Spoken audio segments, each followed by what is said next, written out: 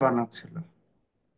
মহাপ্রভু যার কথা ছিল বৃন্দাবনে, তো কুলিয়া গ্রাম থেকে এই ধ্যান করে রাস্তা বানাচ্ছে, বানাতে বানাতে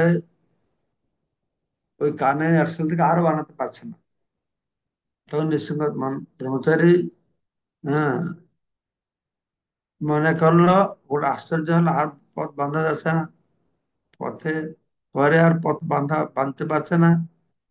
পথ বাঁধতে না পারে সে বড় বিস্মিত হয়েছে। নিশ্চয় করিয়া কহি, শোনো ভক্তগণ, এবার না যাবেন প্রভু শ্রী বৃন্দাবন। তখন তিনি বলছেন, নিঃসিকানন্দ ব্রহ্মচারী বলছেন ভক্তদেরকে, যে আমি নিশ্চিত হয়ে বলছি যে শ্রী চৈতন্য মহাপ্রভু এবার বৃন্দাবন যাবে না। কেন? সে রাস্তা বানাতে পারছে না, কাহিনী রাস্তা গিয়ে আটকে গেছে, তখন তার মনে হচ্ছে এবার যাওয়া হবে। তো নিঃসিকানন্দ ব্রহ্মচারী ছিলেন শ্রী চৈতন্য মহাপ্রভু একজন পরম মহান ভক্ত।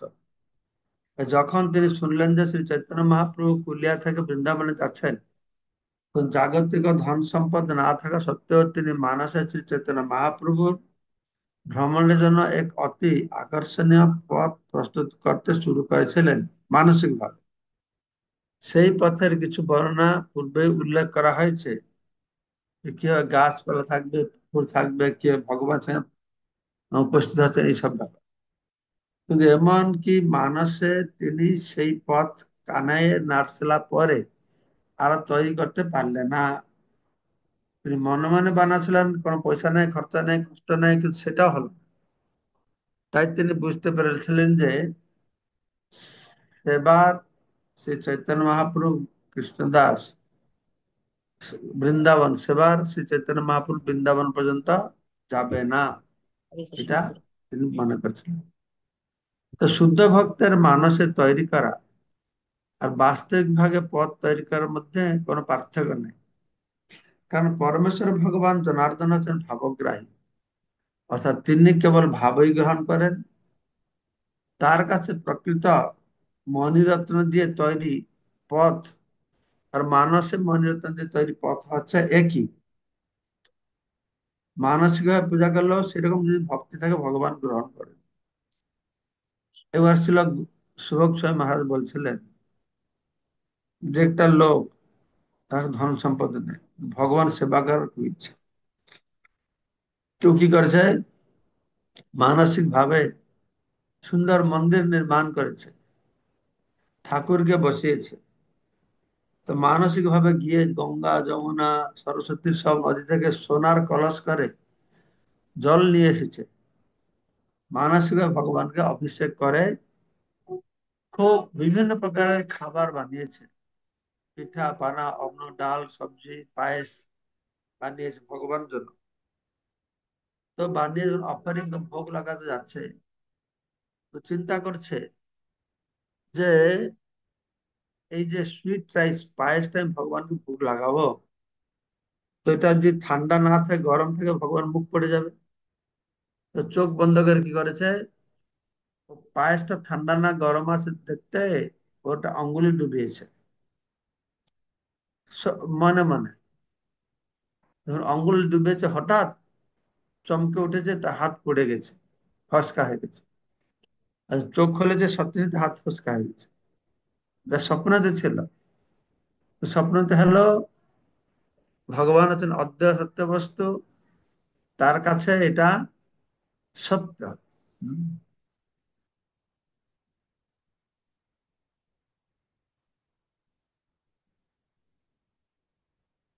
তো তাই বলা হচ্ছে, শুদ্ধ ভক্তের মানসে তৈরি করা আর বাস্তবিক ভাবে পথ তৈরি করার মধ্যে কোনো পার্থক্য নেই। কারণ পরমেশ্বর ভগবান জনার্দন হচ্ছেন ভাবগ্রাহী, অর্থাৎ তিনি কেবল ভাবই গ্রহণ করেন। তার কাছে প্রকৃত মণিরত্ন দিয়ে তৈরি পথ আর মানসে মণিরত্ন দিয়ে তৈরি পথ এক। সূক্ষ্ম হলেও মন ও জড় পদার্থ। সুতরাং যে কোনো পথ প্রকৃতপক্ষে ভগবানের সেবার উপকরণ, বা তা স্থূল হোক বা সূক্ষ্ম হোক, তা পরমেশ্বর ভগবানের গ্রহণ করেন। ভগবান তার ভক্তের হৃদয়ের ভাব গ্রহণ করেন। এবং তিনি দেখেন যে সে তাকে কতটা সেবা করতে প্রস্তুত আছে। ভক্ত ভগবানকে স্থূল জড় পদার্থ দিয়ে অথবা সূক্ষ্ম জড় পদার্থ দিয়ে সেবা করতে পারেন, সেটাই হচ্ছে তার লক্ষ্য। সে মানসিক ভাবে করুক বা বাস্তবিক ভাবে করুক, ভগবান গ্রহণ করুক। আসল কথা হচ্ছে যে পরমেশ্বর ভগবানের সঙ্গে সম্পর্কযুক্ত হয়ে সেবা করতে হবে।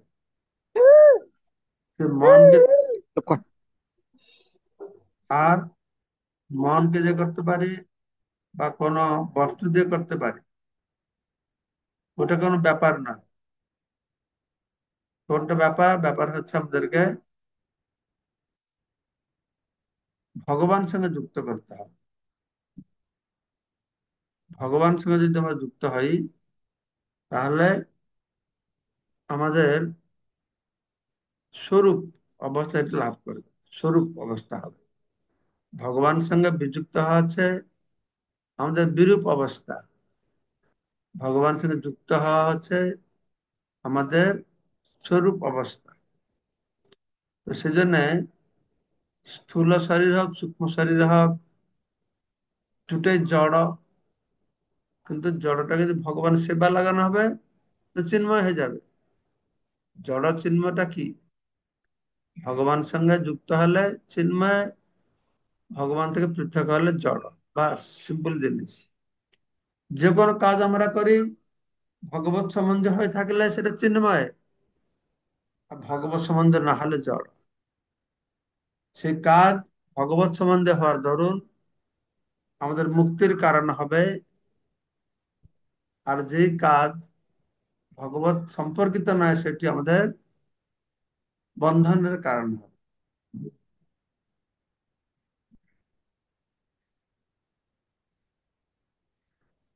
তো ভগবান, ভক্ত ভগবানকে স্থূল জড় পদার্থ দিয়ে অথবা সূক্ষ্ম জড় পদার্থ দিয়ে সেবা করতে পারেন। আসল কথা হচ্ছে সে পরমেশ্বর ভগবানের সঙ্গে সম্পর্কিত হয়ে সেবা করতে হবে। ঋষিকেন ঋষিকেশ সেবনং ভক্তি উচ্যতে। তার ইন্দ্রিয় দিয়ে ভগবানের সেবা করতে হবে। সেই সম্বন্ধে ভগবত গীতায় বলা হয়েছে, পত্রং পুষ্পং ফলং তম যুমে ভক্তা প্রয়চ্ছতি তদহম ভক্তা অপরুত অস্নামি প্রয়তাত্মনঃ। তদ অহম ভক্ত্যা, আমি অস্নামি, আমি এটাকে খাবো, গ্রহণ করবো। কেউ যদি ভক্তি ভাবে আমাকে একটি পত্র, একটি পুষ্প, ফল অথবা আমাকে একটু জল নিবেদন করে, তাহলে আমি তা গ্রহণ করি। প্রকৃত বস্তুটি হচ্ছে ভক্তি। ভক্তি হচ্ছে ভাব, ভাবের ব্যাপার। শুদ্ধ ভক্তি জড়া প্রকৃতির গুণের দ্বারা কলুষিত নয়। ভক্তি হচ্ছে ত্রিগুণাতীত। কর্ম হচ্ছে কলের দ্বারা, জলের দ্বারা কলুষিত। জ্ঞান হচ্ছে সত্যগুণের বিষয়, কিন্তু ভক্তি হচ্ছে নির্গুণ। হ্যাঁ? সগুণান সমদ্বিতীয়ান ব্রহ্মভুয়ায় কল্পতে। ভগবত গীতার कहले সগুণান, সে গুণକୁ অতিক্রম করে, গুণকে অতিক্রম করেছে যারা ভগবত ভক্তি করেছে। অহেতুকি অপ্রতিহতা, অহেতুকি ভক্তি কখনো জড়জাগতিক অবস্থার দ্বারা প্রতিহত হতে পারে না। ঠিক যেরকম গঙ্গা সবসময় সমুদ্র উন্মুখী হয়ে থাকে, ঠিক সেই রকম তাকে বন্ধ করতে পারে না। অর্থাৎ পরমেশ্বর ভগবানের সেবা করতে হলে অত্যন্ত ধনবান হওয়ার কোনো প্রয়োজন নেই। এমনকি দরিদ্রতম মানুষও শুদ্ধ ভক্তির অধিকারী হলে সমানভাবে ভগবানের সেবা করতে পারেন। কোন রকম জাগতিক উদ্দেশ্য না থাকলে ভগবত ভক্তি কখনোই জাগতিক অবস্থার দ্বারা প্রতিহত হতে পারে না। অর্থাৎ ভক্ত দরিদ্র হলেও সে মানসিক ভাবে ভগবানের সেবা করতে পারে। কিন্তু ভগবান তাকে অনেক কোটি কোটি টাকা দিয়েছে, বড় বাড়ি দিয়েছে, ও বলেও ভগবান তো মানসিক গ্রহণ করে এই টাকা পয়সা, স্ত্রী ছেলে মেয়ে বউ সব ভোগ করবো, আমি ভগবানকে মানসিক একটু খাওয়াই দেবো, এই ভণ্ডামি এটা। এটা নয়, এটা জাগতিক উদ্দেশ্য হয়ে গেল এটা। হুম। যদি নেই কিছু, ভগবানকে যা দেবে গ্রহণ করবে, তোমার আছে যদি এটা ভগবানকে দেবে। তারপরে নৃসিংহানন্দ ব্রহ্মচারী বলছেন, কানাইর নাটশালা হইতে আসিব ফেরিয়া, জানিবে পশ্চাৎ কহিল নিশ্চয় করিয়া। তোমার পরে দেখবে, আমি বলে দিচ্ছি নিশ্চিত করে, কানাই নাটশালা পর্যন্ত আমি পথ বাঁধালাম, তারপর বাঁধাতে পারছি না। কানাই নাটশালা পর্যন্ত মহাপ্রভু যাবে, সেইখান থেকে ফিরে আসবে। আমি নিশ্চিত করে বলছি, পরে এটা দেখবে কি হচ্ছে। গোসাই কলিয়া হইতে চলিলা বৃন্দাবন, সঙ্গে সহস্র লোক যত ভক্তগণ। মহাপ্রভু কুলিয়া গ্রাম থেকে কুলদ্বীপ, নবদ্বীপ ধাম এখন বলা হচ্ছে, তো তিনি বৃন্দাবন দিকে চললেন। তার সঙ্গে হাজার হাজার লোক যাচ্ছে, অনুগমেরা যাচ্ছে। তো তারা সব ভক্ত ছিল। যাহা যায় প্রভু তাহা কোটি সংখ্যা লোক, দেখিতে আইসে দেখি খণ্ডে দুঃখ শোক। যেখানে মহাপুর যাচ্ছেন, কোটি কোটি লোক তাকে দর্শন করতে আসছে, আর দেখেই তাদের দুঃখ শোক সব দূরীভূত হয়ে যাচ্ছে। যাহা যাহা প্রভুর চরণ পড়ে চলিতে, সে মূর্তিকা লয় লোক গর্ত হয়ে পথে। যে রাস্তায় মহাপুর যেতেন, সে ভূমিকে তার চরণ স্পর্শ করতো, তো লোকেরা সেখান থেকে মাটি সংগ্রহ করতেন, করতে করতে গাড্ডা হয়ে যেত। যেরকম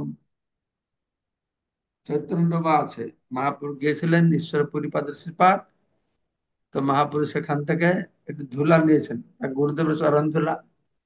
তো মহাপুরুষ নিয়েছেন বলে যে ভক্ত আছে সেখান থেকে ধুলা নিয়ে নিয়ে ওখানে ডোবা হয়ে গেছে, তার নাম হলো চৈতন্য ডোবা। এই ছে চলে আইলা প্রভু রামকেলি গ্রাম, গৌড়ের নিকট গ্রাম অতি অনুপম। তারপরে যেতে যেতে মহাপ্রভু রামকেলিতে গিয়েছেন। মালদার কাছে 5-7 কিলোমিটার দূরে রামকেলি, সেখানে ছিল সনাতন গোস্বামী, রাধা মদন সেবিতা মদন মোহন ঠাকুর আছেন। তিনি জেল খেলায় বন্দী হয়েছিল, সে জায়গাটাও আছে। রূপ গোস্বামী যেখানে অফিস কাজ করতেন, সেই জায়গাটাও আছে। এই রামকেলিতে ছিল হুসেন শাহর হেডকোয়ার্টার, রাজধানী মালদা। তখনকার নাম ছিল গৌড়, গৌড় দেশ, গৌড় বাংলা। তো সেইখান ছিল এই রামকেলি, তার নাম হচ্ছে রামকেলি। তো গৌড়ের নিকটে গঙ্গা তীরে রামকেলি গ্রাম অবস্থিত। শিল রূপ গোস্বামী, সনাতন গোস্বামী এই গ্রামে বাস করে। তাহা নৃত্য করে প্রভু প্রেমে অচেতন, কোটি কোটি লোক আইসে দেখিতে চরণ। তো রামকেলি গ্রামে সংকীর্তন করার সময় মহাপ্রভু ভগবত প্রেমে অচেতন হয়ে নৃত্য করতেন, মানে বাহ্য চেতনা থাকতেন। তখন তার চরণকমল দর্শন করার জন্য কোটি কোটি লোক এখানে আসে। তাহা নৃত্য করে প্রভু গৌড়েশ্বর যবন রাজা, প্রভাব শুনিয়া কহিতে লাগিলা কিছু বিস্মিত হইয়া। গৌড়েশ্বর মানে গৌড়ের রাজা ছিল, গৌড়ের মুসলমান রাজা। সে যখন চৈতন্য মহাপ্রভুর অসংখ্য মানুষকে আকৃষ্ট করার প্রবল শুনলেন, তো তিনি বিস্মিত হয়ে বললেন, সেই সময় তো মুসলমান রাজত্ব ছিল, নবাব হুসেন শাহ তখন বাদশাহ বা রাজা ছিলেন। তো তিনি বলছেন, বিচার করছেন, বিনা দানে এত লোক যার পাছে হয়, সেই তো গোসাই ইহা জানিহ নিশ্চয়। কোন রকম জাগতিক বস্তু নেই, ধন নেই, সম্পদ নেই, যে মানুষ গেলে তার কাছ থেকে পাবে কিছু। তো তা সত্ত্বেও এত মানুষ যার অনুগমন করছেন, তাকে নিশ্চিত রূপে একজন গোসাই মহাপুরুষ বলে জানতে হবে। তবে নিশ্চিত হবে এটি বুঝতে পেরেছি। কাজী জবন ইহার না করিয় হিংসন, আপন ইচ্ছায় বলুন যাহা উহার মন। তো মুসলমান নবাব হিন্দু বিদ্বেষী কাজীকে আদেশ দিলেন, এই হিন্দু মহাপুরুষকে হিংসা করো না, তাকে তার ইচ্ছা মতো আচরণ করতে দাও। মুসলমান রাজা পর্যন্ত শ্রী চৈতন্য মহাপ্রভু অপ্রাকৃত মহিমা উপলব্ধি করতে পেরেছিলেন। তাই তিনি তার প্রতি হিংসা পরায়ণ না হতে তাকে তার স্বেচ্ছামতো আচরণ করতে হ্যাঁ, স্থানীয় কাজীকে এই হুসেন শাহ নির্দেশ দিয়েছিলেন।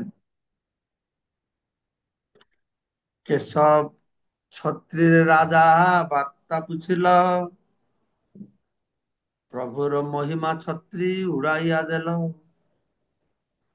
মুসলমান নবাব তার অনুচর কেশব ছত্রীকে শ্রী চৈতন্য মহাপ্রভুর কথা তার প্রভাব কথা জিজ্ঞাসা করছে।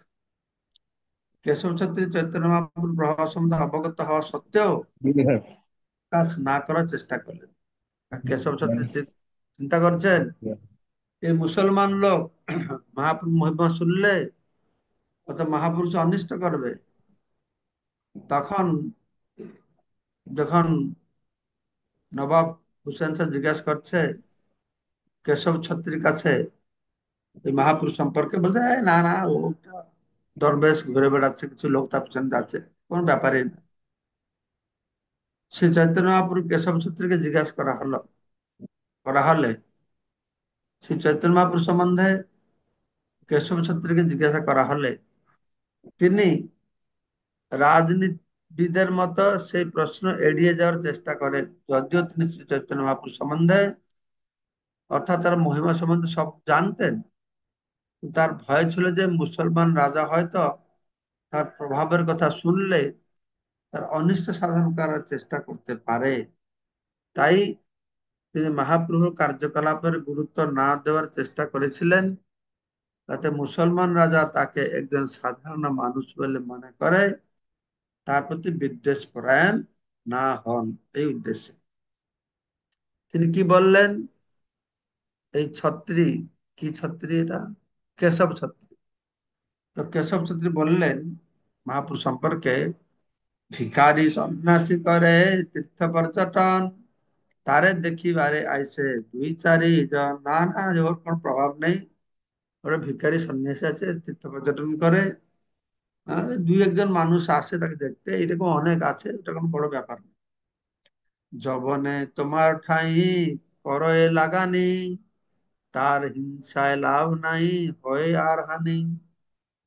তো কেশব ছাত্রী বললেন, আপনার যবন অনুচরের হিংসা করে তার বিরুদ্ধে অপপ্রচার করছে, আমার মনে হয় তার প্রতি হিংসা পরায়ণ করার কোনো লাভ হবে না, পক্ষান্তরে তার ক্ষতি হবে। হ্যাঁ, যারা ছিল, কেশব ছাত্রী বলছে হুসেন শাহকে, তোমার যারা অনুচর আছে, যারা তোমাকে খবর দিচ্ছে, তারা তার বিরুদ্ধে অপপ্রচার করছে, ওটা কোনো ব্যাপার নয়, তার কোনো হিংসা করে লাভ হবে না, বরঞ্চ ক্ষতি হবে। রাজা রে প্রবোধি কেশব ব্রাহ্মণ পাঠাইয়া, চলিবার তরে প্রভু পাঠাইল কহিয়া। নবাবকে প্রবোধ দিয়ে কেশব ছাত্রী এক ব্রাহ্মণকে মহাপ্রভুর কাছে পাঠিয়ে অনুরোধ করলেন তিনি যেন অবিলম্বে সেখান থেকে চলে যা। মানে তখনকার সময়ে সাধু হয়ে রাস্তায় ঘুরে বেড়ানোর জো ছিল না, বিপদ ছিল, পালাতে হলো। আহ, দবির খাসের রাজা পুছিল নিভৃতে, গোসাইয়ের মহিমা তেহ লাগিল কহিতে। দবির খাস শক্কর মল্লিক দুইজন ছিলেন হুসেন শাহর মন্ত্রী। শক্কর মল্লিক ছিলেন সনাতন গোস্বামী, দবির খাস ছিলেন রূপ গোস্বামী। তো নিবৃত্তে নবাব দবির খাস কে চৈতন্য মহাপ্রভু সম্বন্ধে জিজ্ঞাসা করলেন এবং ছিল রূপ গোস্বামী তখন তাকে মহাপ্রভুর মহিমা শোনাতে লাগলেন। যে তোমার রাজ্য দিল, যে তোমার গোসাইয়া, তোমার দেশে তোমার ভাগ্যে জন্মিলা আসিয়া। তো রূপ গোস্বামী সে কোন রাজনীতির কথা না বলে সোজা কথা বলে দিয়েছেন যে পরমেশ্বর ভগবান তোমাকে রাজ্য দিয়েছেন, যাকে তুমি পরম মঙ্গলময় বলে জানো, তিনি তোমার মহা সৌভাগ্যের ফলে তোমার দেশে জন্মগ্রহণ করেছেন। তোমার মঙ্গল বাঞ্ছে কার্য সিদ্ধি হয়, ইহার আশীর্বাদে তোমার সর্বত্রই জয়। সেই পরম মঙ্গলময় সর্বদাই তোমার মঙ্গল কামনা করেন। তার কৃপায় তোমার সব কাজ সফল হয়, তার আশীর্বাদে সর্বত্র তোমার জয় হয়। মোরে কেন পুছো তুমি, পুছো আপন মন, তুমি নরাধিপ বিষ্ণু অংশ সম। তুমি আমার কেন জিজ্ঞাসা করছো? তুমি তোমার মনকে জিজ্ঞাসা করো। তুমি হচ্ছ জনগণের রাজা, তাই তুমি পরমেশ্বর ভগবানের প্রতিনিধি। সুতরাং তুমি আমার থেকে আরো ভালোভাবে জানবে। তো ভগবানের প্রতিনিধি বলে দিয়েছে, আরো ভালো মোটা হয়ে গেছে। তোমার চিত্তে চৈতন্যের কইছে হয়ে জ্ঞান, তোমার চিত্তে যেই লয় সেই তো প্রমাণ। তুমি তো রাজা, ভগবানের প্রতিনিধি, আমাকে জিজ্ঞাসা করো, তো তুমি বলো চৈতন্য মহাপ্রভুকে তোমার কিরকম মনে হয়?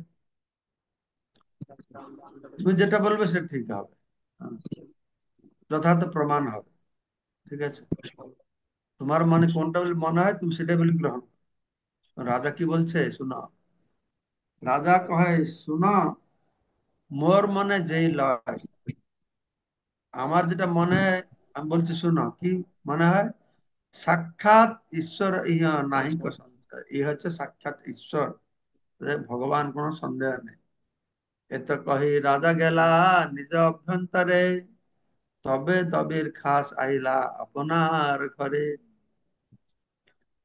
তো রাজা তার ঘরে চলে গেছেন, হরে আর কৃষ্ণ। দবির খাস তিনি তার গৃহে চলে গেছেন।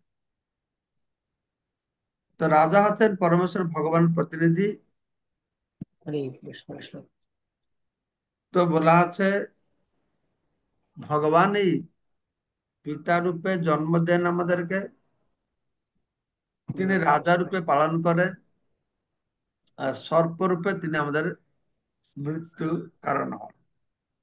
হরে কৃষ্ণ। ভগবান রূপেই রাজা, ভগবান রাজা রূপে আমাদের পালন করছে।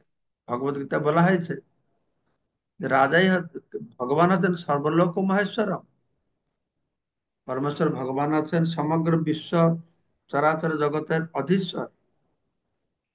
প্রতিটি গ্রহে রাজা বা শাসক বা রাষ্ট্রপতি রয়েছে। সেই সমস্ত প্রধানরা হচ্ছেন শ্রী বিষ্ণুর প্রতিনিধি। ভগবান ব্রহ্মাণ্ডকে চালাচ্ছেন আর তার প্রতিনিধিদেরকে দিয়ে আঞ্চলিক জায়গাগুলো চালাচ্ছেন। পরমেশ্বর ভগবানের প্রতিনিধি হয়, তাদের কর্তব্য হচ্ছে সমগ্র জনসাধারণের মঙ্গল সাধন করা। যারা যারা হুম, যারা ভগবানের প্রতিনিধি হবে, ভগবান যেরকম সবার মঙ্গল চায়, তাকেও সেরকম মঙ্গল চাইতে হবে। তাই পরমাত্ম রূপে শ্রী বিষ্ণু রাজাকে, আহ, পরমাত্মা রূপে শ্রী বিষ্ণু রাজাকে রাজকার্য পরিচালনা করার বুদ্ধি প্রদান করছে। রাজা যে রাজকাজ চালাচ্ছে, এই বুদ্ধিটা পাচ্ছে কোথায়? না, ভগবান তার হৃদয়ে পরমাত্মা রূপে বসে আছেন। ঈশ্বর সর্বদানা হৃদয়ে সর্বজন তিষ্ঠতি। তাকে তিনি কি করেছেন? তাকে স্মরণ বিস্মরণের জ্ঞান দিচ্ছে। তাই পরমাত্মা রূপে, হ্যাঁ, শ্রী রূপ গোস্বামী তাই নবাবকে জিজ্ঞাসা করেছিলেন শ্রী চৈতন্য মহাপ্রভু সম্বন্ধে তার কি মনে হয়, এবং তাকে উপদেশ দিয়েছিলেন তার সেই মনোভাবকে যথার্থ প্রমাণ বলে গ্রহণ করতে। আহ, তো তখন মহাপ্রভু বললেন, মানে সাক্ষাৎ ঈশ্বর। ঘরে আসি দুই ভাই যুক্তি করিয়া, প্রভু দেখিবারে চলে বেশ লুকাইয়া। তারপরে দুই ভাই বাড়িতে এসে তারা একটা যুক্তি করেছে, প্রভুকে দর্শন করতে যাবে। অর্ধরাত্রে দুই ভাই আইলা প্রভু স্থানে, প্রথমে মিলিলা নিত্যানন্দ হরিদাস সনে। প্রথমে এসে দুই ভাই, তারা অর্ধরাত্রিতে, মাঝরাতে প্রভু স্থানে গিয়েছে, এসে প্রথমে নিত্যানন্দ হরিদাসের সঙ্গে মিশেছে। তারা দুজন ছিল সঙ্গে। তারা দুইজন জানাইলা প্রভুর গোচরে, রূপ সাক্ষর মল্লিক আইলা তোমা দেখিবারে। নিত্যানন্দপুর হরিদাস ঠাকুর চৈতন্যবাবু জানালেন যে দবির খাস আর সাক্কর মল্লিক, আহ, রূপ সনাতন তাকে দর্শন করার জন্য এসেছে। সাক্কর মল্লিক ছিল সনাতন গোস্বামীর নাম, দবির খাস ছিল রূপ গোস্বামীর নাম। মুসলমান নবাবের দরবারে তারা এই নামে পরিচিত ছিলেন। এগুলি ছিল মুসলমান নবাবের উপাধি। নবাবের কর্মচারী রূপে এই দুই ভাই মুসলমানের প্রথা অনুসারে আচরণ করতেন।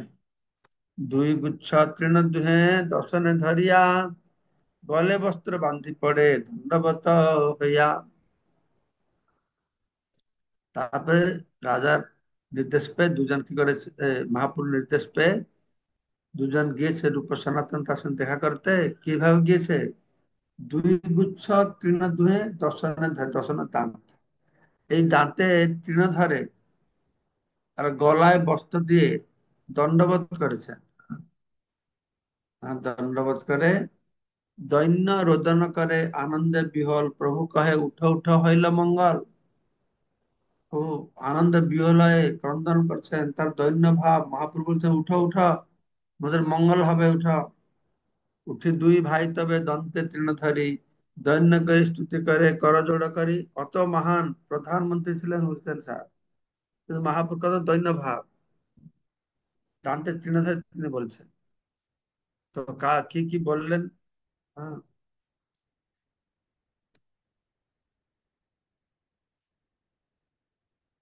সেই মহান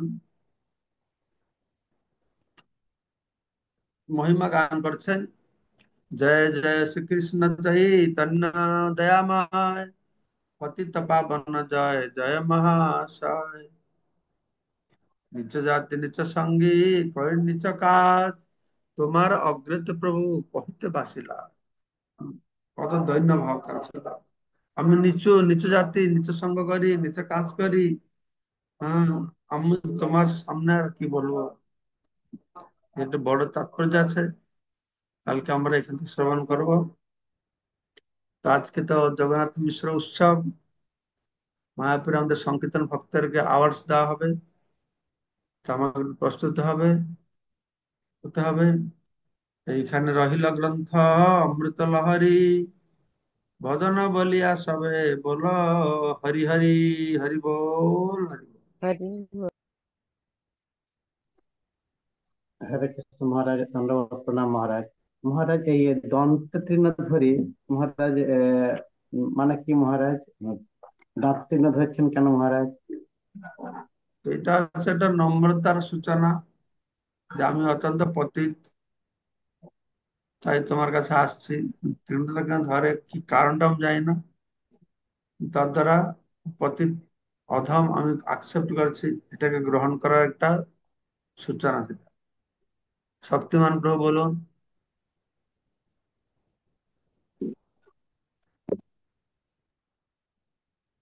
মহারাজ দণ্ডবত প্রণাম মহারাজ।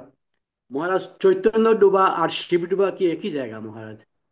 না না না, চৈতন্য ডোবা তো হালিশহরে, শিব ডোবা তো এখানে মায়াপুরে, ও আচ্ছা আচ্ছা। আলাদা। এই শিব ডোবাটা কিভাবে তৈরি হয়েছিল মহারাজ? আর শিব ডোবা, সেখান থেকে শিবলিঙ্গ বেরিয়েছিল, শিবলিঙ্গ। ও আচ্ছা। মল্লিকা চিত্রা। हरे कृष्ण महाराज, আপনার চরণে বিনম্র প্রণাম। মহারাজ, এই মঙ্গলময় প্রভু যেটা বললেন এই দন্তে তৃণধারী, এটা আমিও একটু জানতে চাইছিলাম।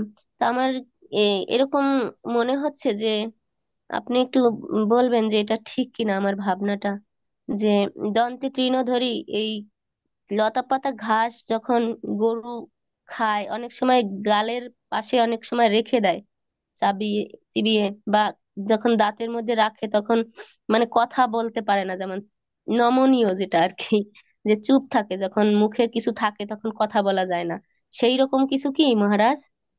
আমি জানি না, দেখতে হবে কোন ভক্ত যারা জানে, কোন আচার্যের কাছ থেকে শুনেছে, তাদের কাছে জানতে হবে এই যে তৃণটা কেন ধরে, সেটা তৃণ ধরটাই কেন ওটা। তুমি বলছো ভালো, তোমার একটা ভাবে বলছো, না আমাদের ভাবটা আচার্যদের সঙ্গে মিলাতে হবে, তাহলে ঠিক হবে। হরে কৃষ্ণ। কেউ যদি পরে জানে বলবে আমাদের সবাইকে। ঠিক আছে, সবাইকে অশেষ ধন্যবাদ। বাঞ্ছা কল্পতরুভ্যশ্চ কৃপা সিন্ধুভ্যেব বৈষ্ণব। পতিতানাং পাবনেভ্যো বৈষ্ণবেভ্যো নমো নমঃ। কৃপা সিন্ধু সবার জয় হোক, হরি বল।